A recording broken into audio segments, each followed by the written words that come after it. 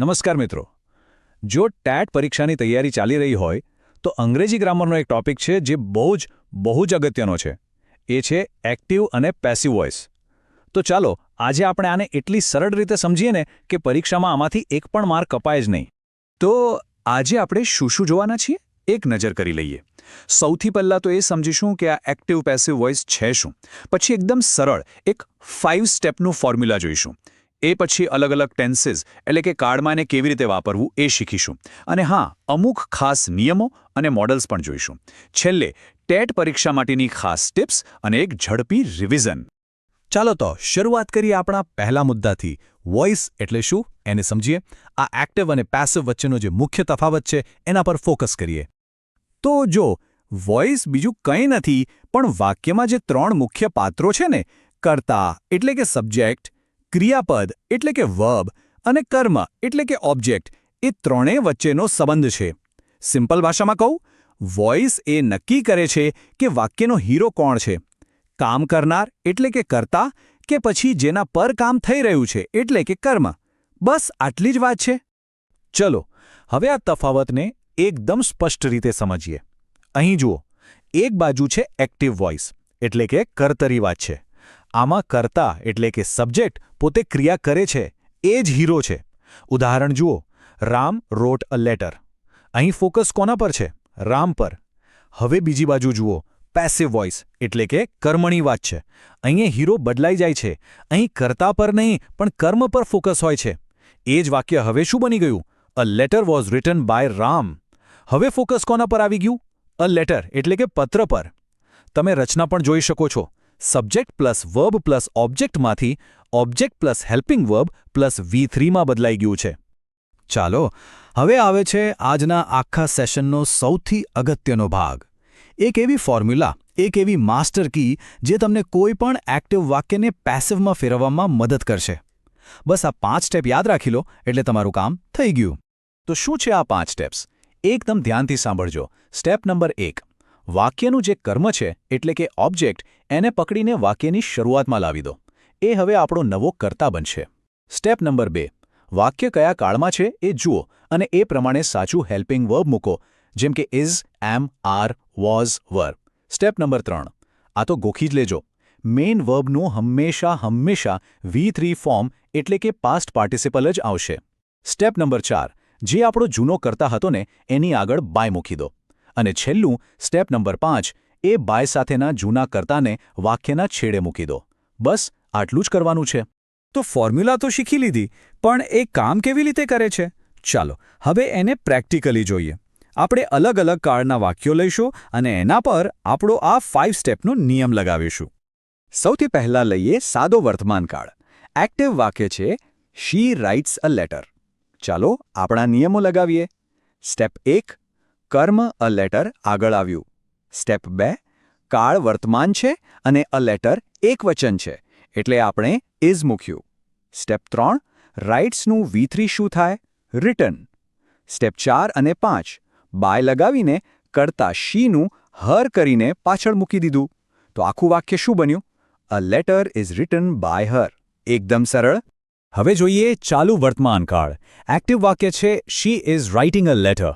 હવે અહીંયા એક નાનકડો ટ્વિસ્ટ છે. જ્યારે પણ તમને ક્રિયાપદ પાછળ ING દેખાય એટલે કે ચાલુ કાળ હોય તો પેસિવમાં તમારે બીઇંગ શબ્દ ઉમેરવાનો છે. આ બીઇંગ એ INGને સંભાળી લેશે. તો જુઓ વાક્ય શું બન્યું? A letter is being written by her. બાકીના નિયમો તો એ જ છે, પણ આ બીઇંગને ભૂલતા નહીં. આગળ વધીએ પૂર્ણ વર્તમાનકાળ તરફ. એક્ટિવ વાક્ય છે she has written a letter. પૂર્ણકાળની નિશાની શું છે? હેઝ અથવા હેવ.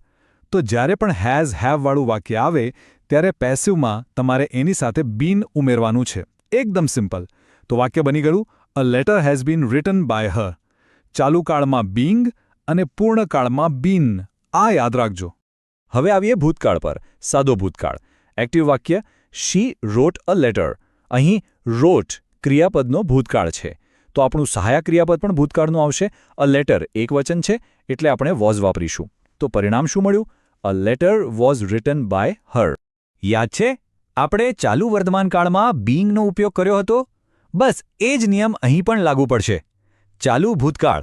એક્ટિવ વાક્ય she was writing a letter.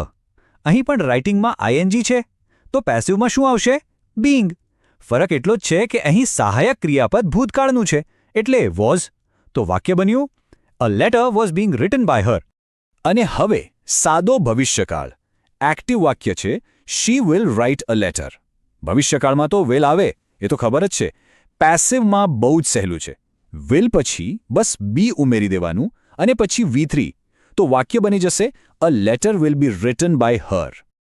તો આપણે અલગ અલગ કાળમાં આ નિયમ કેવી રીતે કામ કરે છે એ તો જોઈ લીધું, પણ ગ્રામરમાં અમુક ખાસ કિસ્સાઓ પણ હોય છે. તો પરીક્ષામાં કોઈ ભૂલ ન થાય એના માટે ચલો અમુક ખાસ નિયમો અને મોડલ્સ પર પણ એક નજર કરી લઈએ. હવે આ તો એકદમ સહેલો નિયમ છે. જ્યારે પણ વાક્યમાં can, food, should, must, might જેવા મોડલ વર્બ્સ આવે તો તમારે કંઈ જ નથી કરવાનું. બસ એ મોડલ વર્બ પછી બી મૂકી દેવાનું અને ક્રિયાપદનું V3. જેમ કે he must finish the work. એનો પેસિવ શું થશે? The work must be finished by him. જોયું કેટલું સરળ છે?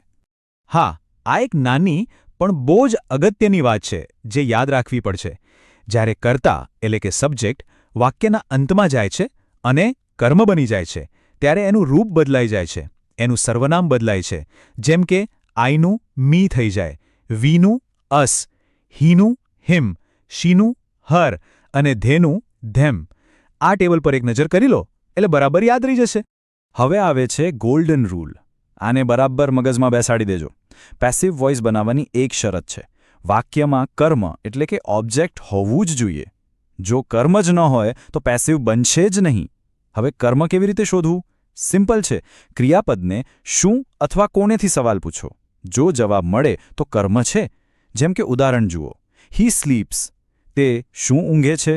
જવાબ નથી. કોને ઊંઘે છે? જવાબ નથી. મતલબ આમાં કર્મ નથી એટલે આનું પેસિવ બની શકે નહીં. આને ઇન્ટ્રાન્ઝિટિવ વર્બ્સ કહેવાય છે. ચાલો, તો આપણે લગભગ બધું જ કવર કરી લીધું છે. હવે છેલ્લે એક ઝડપી રિવિઝન કરી લઈએ અને ખાસ કરીને TAT પરીક્ષામાં શું યાદ રાખવું એની કેટલીક ખાસ ટિપ્સ જોઈ લઈએ.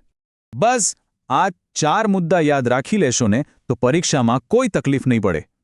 ટિપ નંબર 1, સૌથી પહેલું કામ વાક્યનો કાળ એટલે કે ટેન્સ બરાબર ઓળખો. ટિપ નંબર 2, એ કાળ પ્રમાણે સાચું સહાયક ક્રિયાપદ પસંદ કરો. ટિપ નંબર 3, આ તો ગોલ્ડન રૂલ છે, પેસિવ વોઇસમાં ક્રિયાપદનું હંમેશા V3 ફોર્મ જ આવે. અને ટિપ નંબર 4, ઉતાવળમાં ભૂલ ન કરતા. પહેલાં ચેક કરી લેજો કે વાક્યમાં કર્મ છે કે નહીં. જો કર્મ ન હોય તો પેસિવ શક્ય જ નથી. આ 4 સ્ટેપ ફોલો કરશો એટલે જવાબ સાચો જ પડશે. તો આપણે નિયમો તો બધા શીખી લીધા, પણ એક વાત હંમેશા યાદ રાખજો. એક્ટિવ અને પેસિવ વોઇસ ખાલી પરીક્ષા પાસ કરવા માટેના નિયમો નથી. આ તો ભાષાની એક કળા છે. વાક્યનું ફોકસ બદલવાની, વાર્તા કહેવાની રીત બદલવાની એક જાદુઈ રીત છે.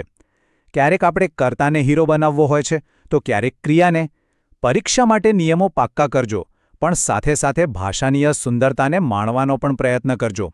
પરીક્ષા માટે ખૂબ ખૂબ શુભેચ્છાઓ.